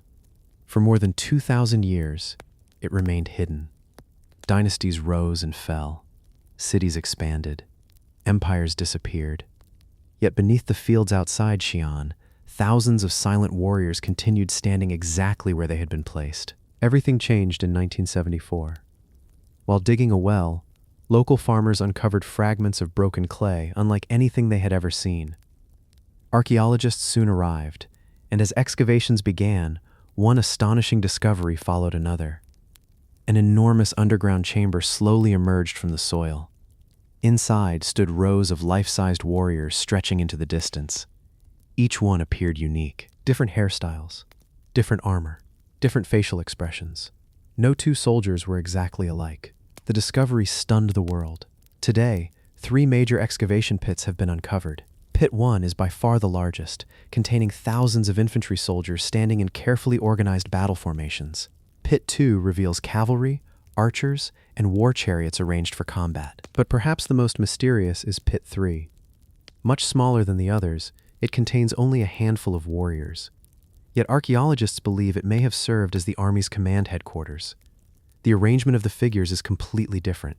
Instead of large military formations, the warriors appear to have gathered around what may have been a ceremonial or strategic command area. Some researchers believe high-ranking officers once stood here, directing the emperor's vast underground army.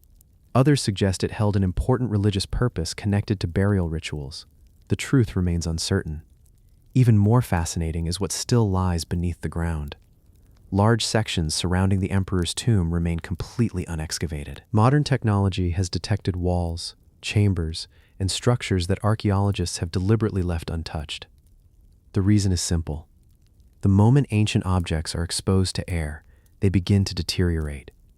When the first terracotta warriors were uncovered, their brilliantly painted surfaces faded within hours. Rather than risking further damage, researchers have chosen patience over curiosity. They are waiting until better conservation techniques can safely preserve whatever remains below. Perhaps the greatest mystery of all lies at the center of the complex. The emperor's own tomb has never been opened. Ancient Chinese historians described a magnificent underground palace containing rivers of flowing mercury, jeweled ceilings representing the stars, and mechanical traps designed to protect the burial chamber from intruders.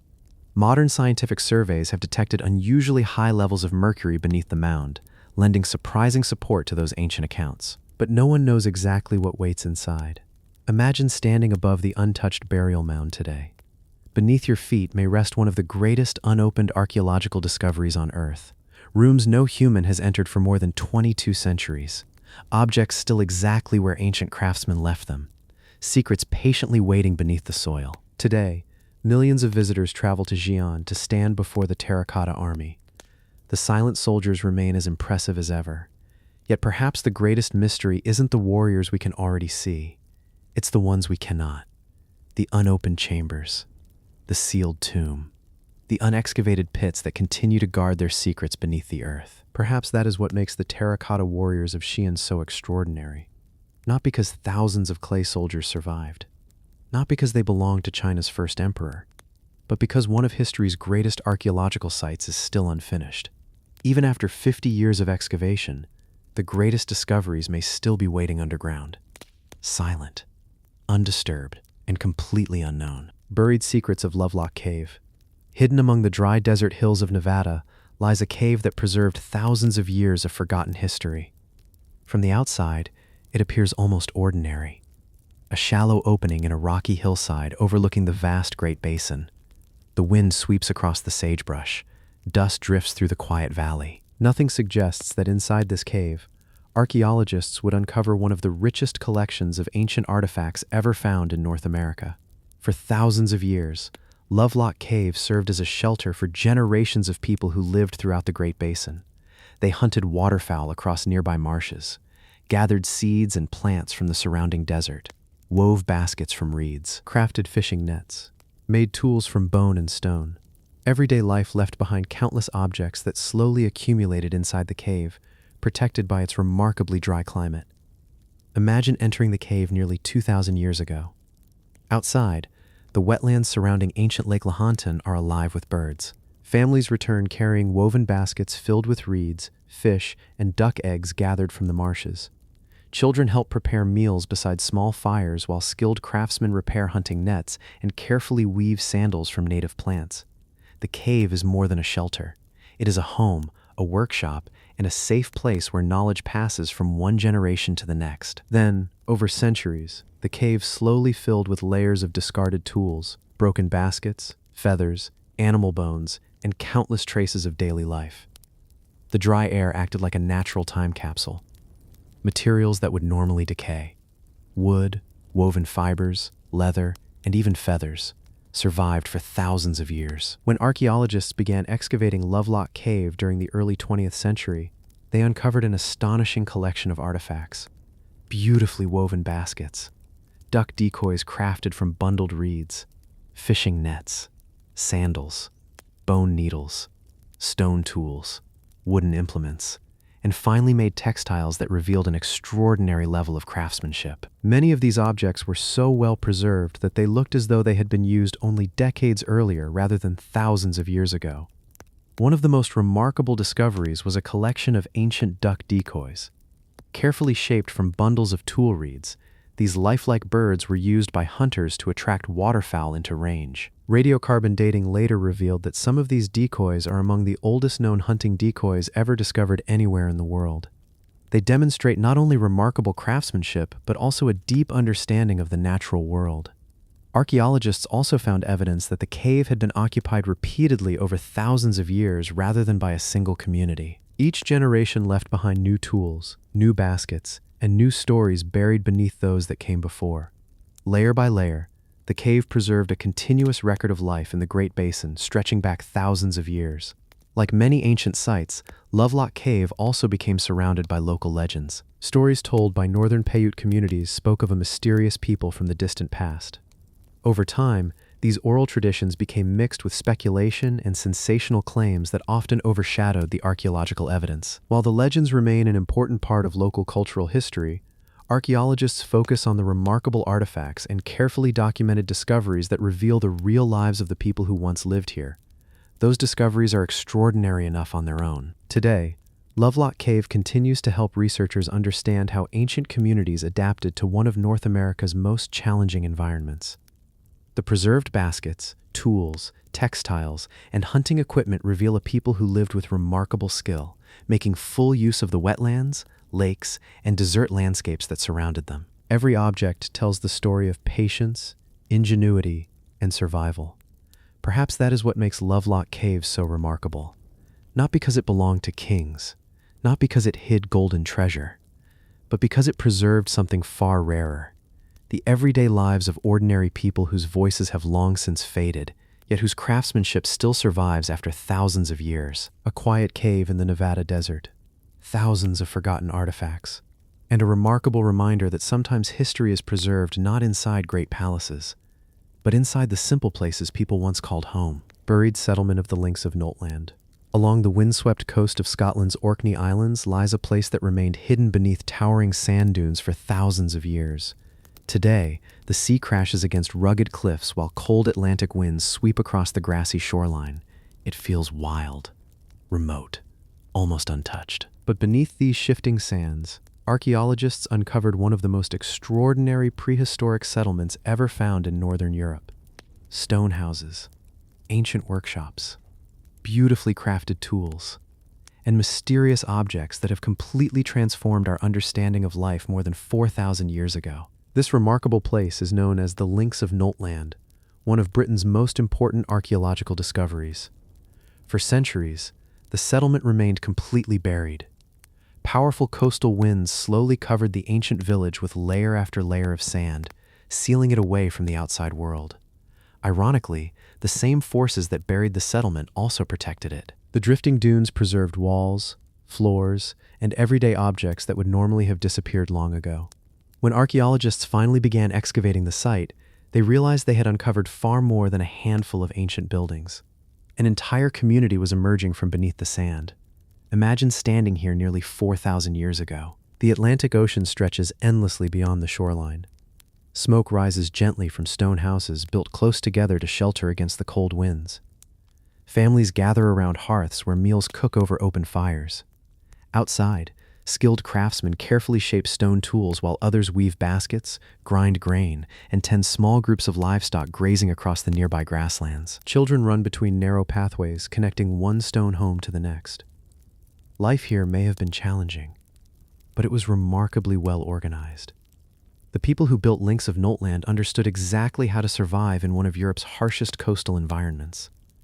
Their houses were constructed from thick stone walls that helped keep warmth inside during long winters. Each home contained carefully built fireplaces, storage areas, and stone furniture, creating comfortable living spaces despite the unforgiving climate outside. One of the settlement's most remarkable discoveries was a tiny carved figurine known today as the Westray Wife. Standing only a few centimeters tall, it is considered one of the earliest known human representations ever discovered in Scotland. Its carefully carved face, simple body, and folded arms immediately captured the attention of archaeologists. No one knows exactly what it represented. Perhaps it was a religious figure, a protective symbol, an ancestor remembered by the community. Or perhaps it was simply a personal object belonging to someone whose name has been lost forever. Nearby, archaeologists uncovered another equally mysterious carved figure, proving the first discovery was not unique. These tiny stone sculptures continue to puzzle researchers today. The settlement also revealed evidence of surprisingly advanced craftsmanship: beautiful bone tools, stone beads, decorated pottery, polished stone axes, and one of the largest collections of prehistoric grooved ware pottery ever discovered in Britain. Every object suggested that the people living here were highly skilled artisans connected to wider communities across the Orkney Islands. Trade almost certainly played an important role in daily life. Boats crossed the surrounding waters, carrying ideas, materials, and valuable goods between neighboring settlements. Although isolated by today's standards, these coastal communities were far from cut off from the rest of prehistoric Britain. As archaeologists continued their excavations, they discovered that the settlement had been occupied over many generations. New houses were built beside older ones. Existing buildings were repaired and expanded. Families adapted the village as their needs changed, creating a thriving community that endured for centuries. Then, slowly, life began to change. Powerful Atlantic storms became more frequent. Shifting sands gradually crept closer to the settlement. Whether changing weather, environmental conditions, or other challenges forced the community to leave remains uncertain. Eventually, the houses were abandoned. The hearth fires went out. The stone walls stood empty. Year after year, the wind carried fresh sand across the village until it completely disappeared beneath the dunes. For nearly 4,000 years, no one knew it was there. Only in recent decades did excavation reveal the remarkable settlement hidden below the surface. Every new season of digging uncovers another room, another artifact, another small piece of a forgotten world preserved almost exactly as its builders left it. Today, Links of Notland continues to reshape our understanding of prehistoric Britain. It reminds us that long before written history, thriving coastal communities were building permanent homes, creating beautiful works of art, and developing sophisticated skills that allowed them to flourish in one of Europe's most demanding landscapes. Perhaps that is what makes the Links of Notland so extraordinary. Not because it belonged to kings, not because it hid legendary treasure, but because beneath a blanket of drifting sand survived the quiet story of ordinary families.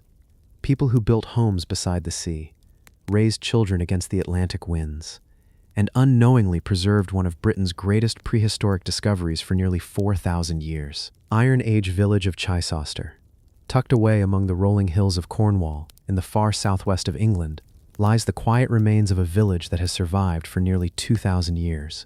There are no towering castles here, no grand temples, no massive city walls, only low circles of weathered stone scattered across the landscape. At first glance, they seem almost ordinary. But these ruins once formed a thriving community where families lived, traded, cooked, farmed, and watched the changing seasons pass across the Cornish countryside. Today, this remarkable place is known as Chichester, one of the best preserved Iron Age villages in Britain.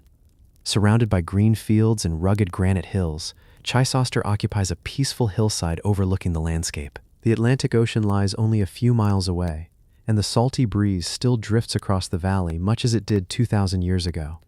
Standing here today, it's easy to understand why ancient families chose this location.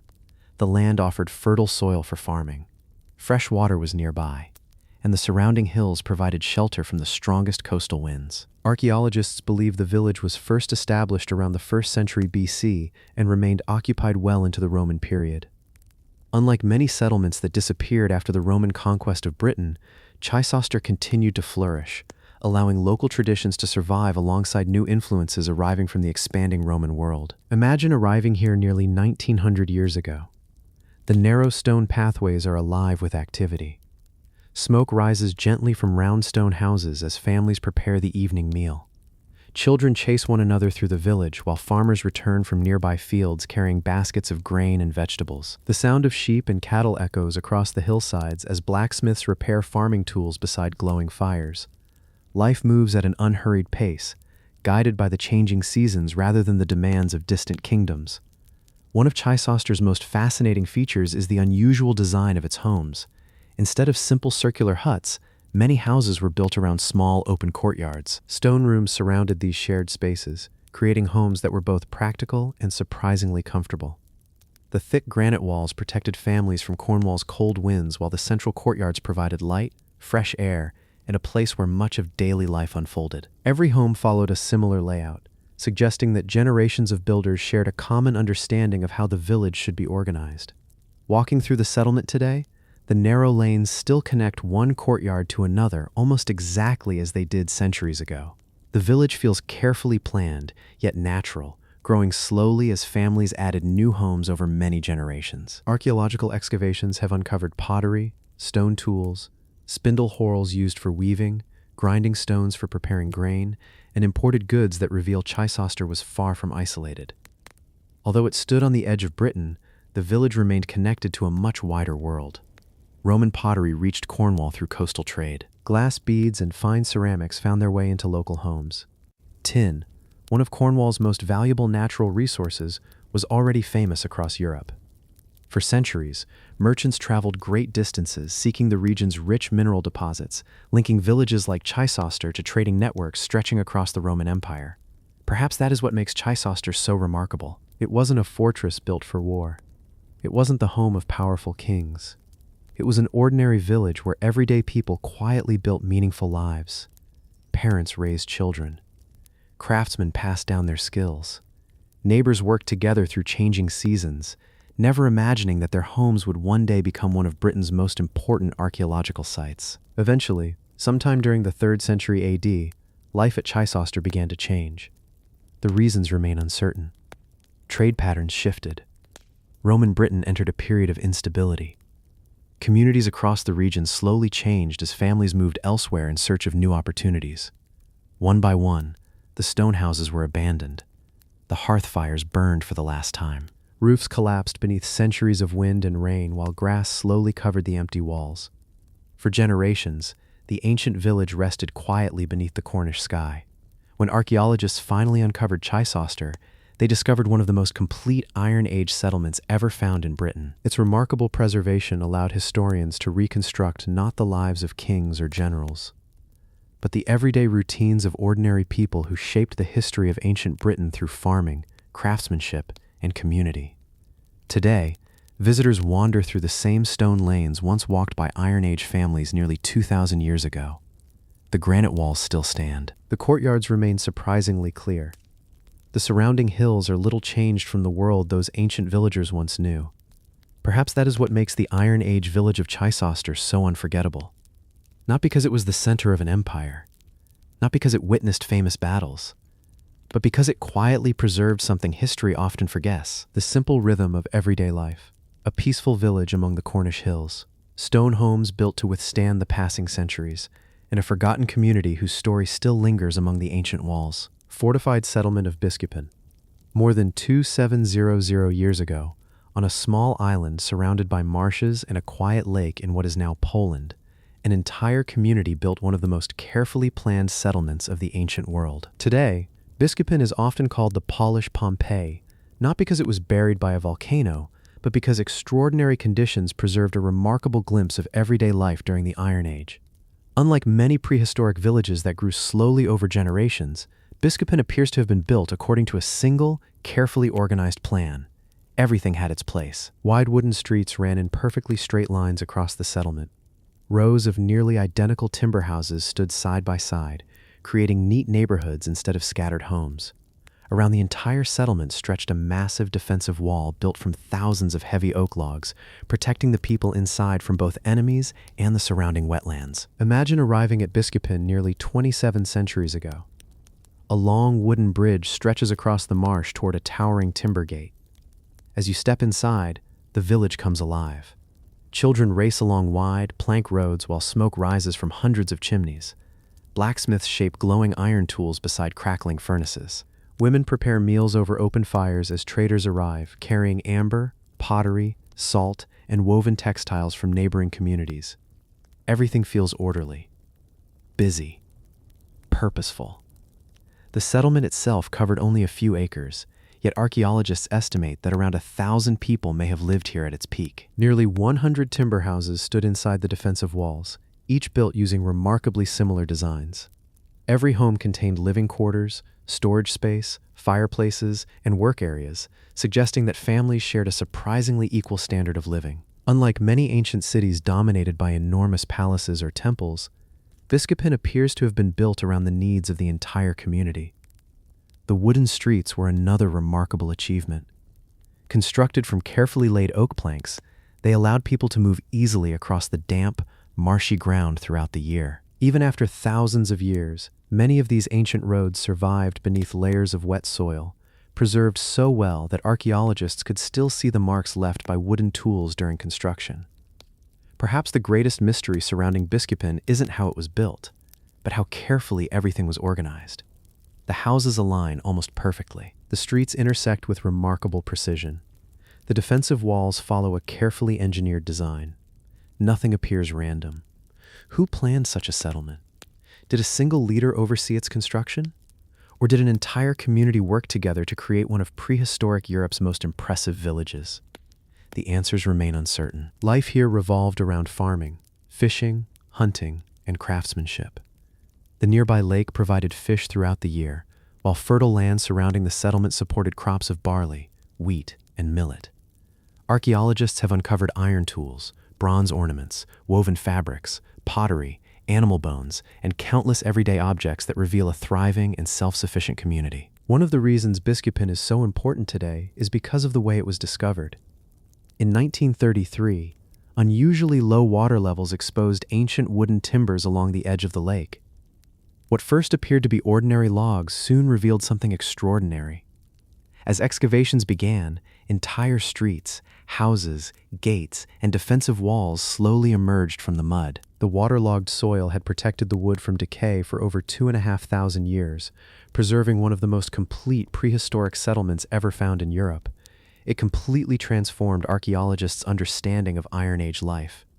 Instead of relying only on scattered artifacts, they could study an entire village almost exactly as its builders had left it. Today, visitors can walk through a full-scale reconstruction of Biskupin, following the same wooden streets that ancient families once crossed every day. The reconstructed houses stand where their originals once stood, offering a rare opportunity to experience the scale and design of one of Europe's oldest planned communities. Perhaps that is what makes Biskupin so extraordinary, not because it belonged to a mighty empire, not because it hid priceless treasure, but because it preserved something even more valuable: the everyday lives of ordinary people who built a remarkable community with skill, cooperation, and careful planning nearly 3,000 years ago. In a quiet Polish lake, beneath layers of mud and reeds, an entire village waited patiently for history to find it again. Long Barrow of West Kennet. Standing on a quiet hillside in southern England is a monument that has watched the seasons change for more than 5,000 years. It is older than Stonehenge, older than the Great Pyramid of Giza, older than nearly every famous monument most people recognize today. From the outside, it appears as nothing more than a long, grassy mound stretching across the landscape. Sheep graze peacefully nearby. The wind moves gently through the fields. Nothing hints at the extraordinary world hidden beneath the earth.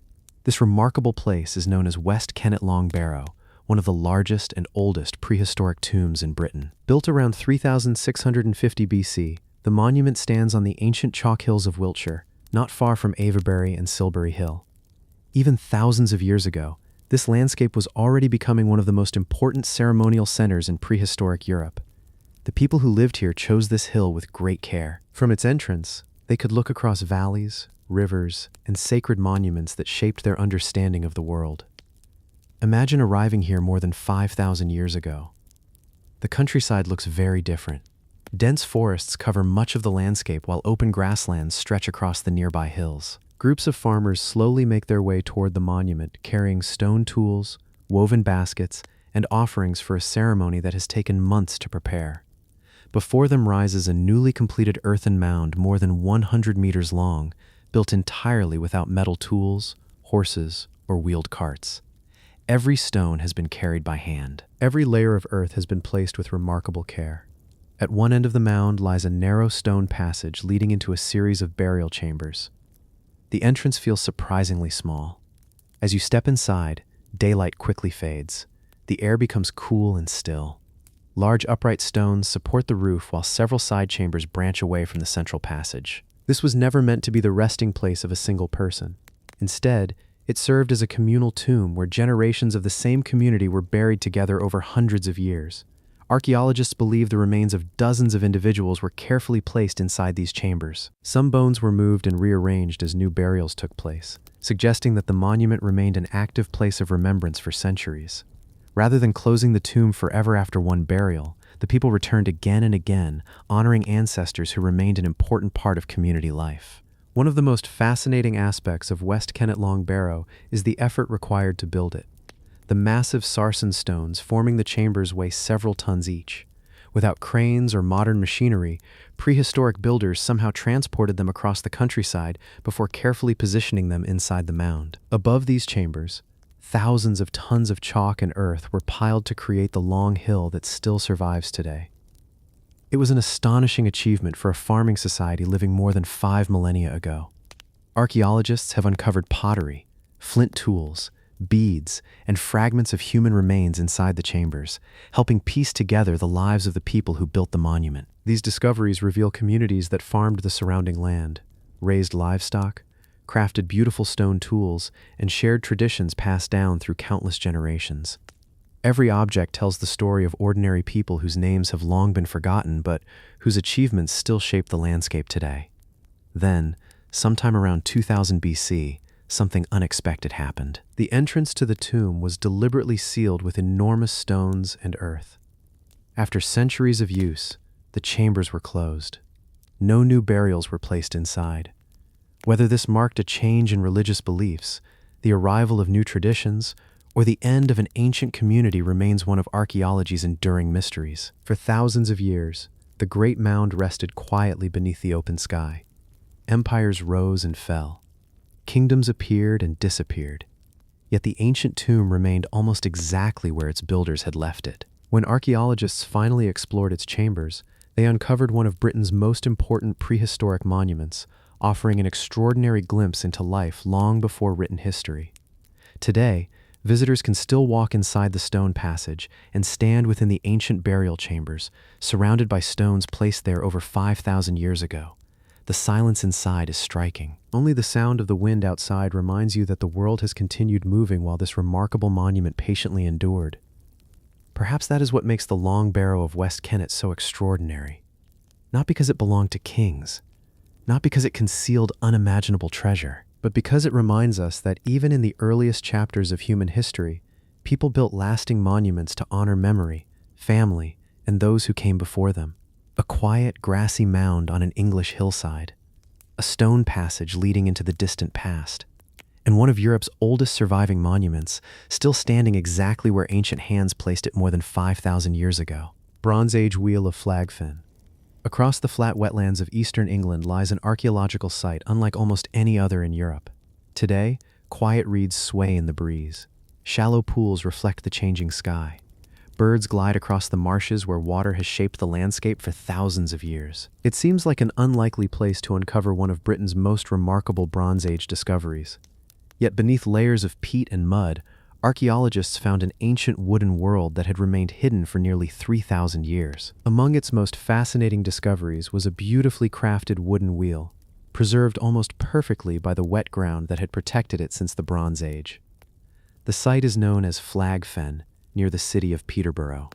Long before roads crossed this landscape, The region was a vast network of rivers, marshes, and shallow lakes. To travel through it, ancient people built timber walkways stretching across the wetlands. Thousands of oak posts were driven deep into the soft ground, creating raised paths that connected islands, settlements, and places of ceremony. It was an extraordinary engineering achievement for its time. Imagine standing here around 1300 BC. Mist hangs low over the marshes as the morning sun begins to rise. Workers carry freshly cut oak logs across narrow wooden walkways. Others hammer sharpened posts deep into the muddy ground using heavy wooden mallets. Nearby, farmers guide cattle along raised paths while traders transport goods using simple carts pulled across the drier land beyond the wetlands. The landscape is constantly alive with movement. Water surrounds everything. Yet the people who lived here had learned to master it. During excavations in the 1980s, archaeologists uncovered one of the oldest and best preserved wooden wheels ever discovered in Britain. Carved from solid timber with remarkable precision, the wheel revealed that Bronze Age craftsmen possessed an impressive understanding of woodworking and transport technology. Although simple in appearance, it represented generations of practical knowledge passed from one skilled builder to the next. Creating such a wheel required careful planning. The timber had to be selected from the right tree. The wood needed to be shaped while still workable, but strong enough to survive rough journeys. Every curve and every joint reflected the experience of craftsmen who understood both the material and the demands of everyday life. The discovery challenged older assumptions that Bronze Age communities relied only on primitive tools. Instead, it revealed a society capable of sophisticated engineering and remarkable craftsmanship. But the wheel was only one part of a much larger mystery. Flag Fen itself proved to be unlike any ordinary settlement. Archaeologists uncovered a timber causeway stretching for more than a kilometer across the wetlands, supported by thousands of wooden posts. Alongside it were hundreds of bronze weapons, axes, swords, spears, and valuable objects that had been deliberately placed into the water. Many showed little sign of damage or everyday use. They had not been accidentally lost. They appeared to have been carefully offered to the wetlands. Why? No one knows for certain. Some researchers believe the people of Flag Fen viewed the marshes as sacred places where gifts were presented to powerful spirits or ancestors. Others think these offerings marked important ceremonies, seasonal festivals, or victories that have long since been forgotten. Whatever the reason, generation after generation returned to the same waters, leaving behind objects of enormous value. The wetlands preserved them with extraordinary care. Unlike dry ground, the oxygen-poor mud prevented wood from rotting. As a result, timber posts, tools, and even delicate wooden objects survived for thousands of years. Without these unique conditions, the famous wheel might never have reached the modern world. Every excavation at Flag Fen continues to reveal new details about Bronze Age life. Fragments of wooden platforms, animal bones, pottery, farming tools, and evidence of a community that understood both the opportunities and challenges of living beside the water. Far from being isolated, these people were skilled builders, farmers, traders, and metalworkers connected to a wider world across prehistoric Britain. Today, visitors can explore the reconstructed landscape and see the remarkable wooden wheel that survived nearly 3 millennia beneath the marsh. It stands as a simple object, yet it tells an extraordinary story. Not of kings or great battles, but of innovation, craftsmanship, and everyday life in one of Europe's oldest wetland communities. Perhaps that is what makes the Bronze Age wheel of Flag Fen so remarkable.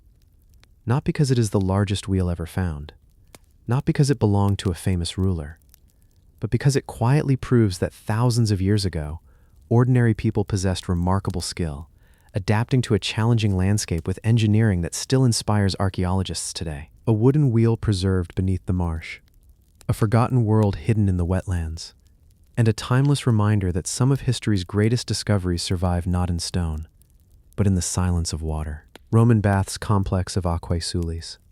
In the heart of southwest England, beneath the streets of the modern city of Bath, hot water has been rising from deep beneath the earth for thousands of years.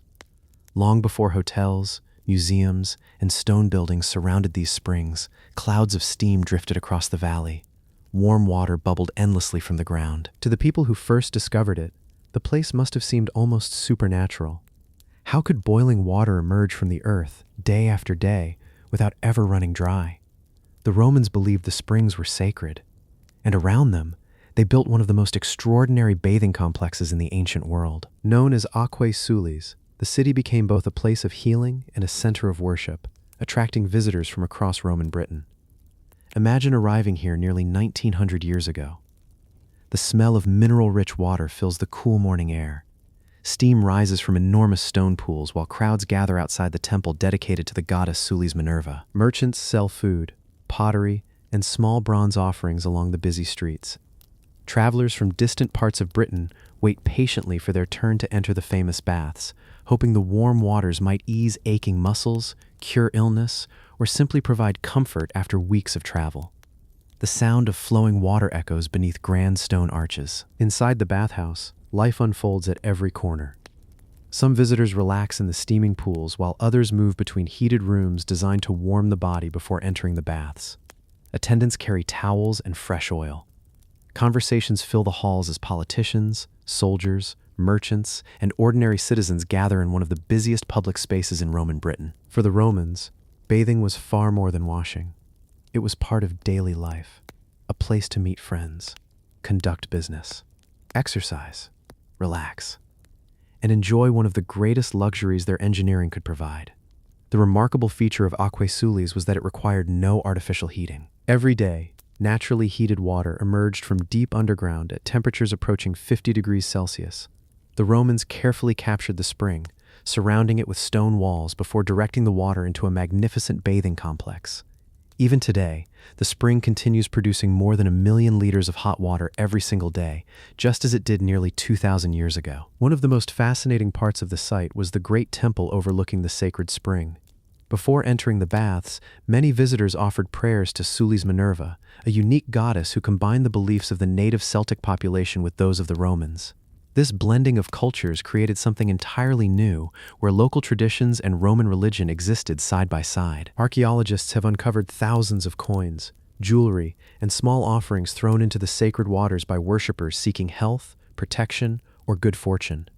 Among the most remarkable discoveries were dozens of thin sheets of lead known as curse tablets. Visitors scratched messages onto these small pieces of metal before throwing them into the spring. Some begged the goddess to punish thieves who had stolen clothing while they bathed. Others asked for justice against people who had wronged them.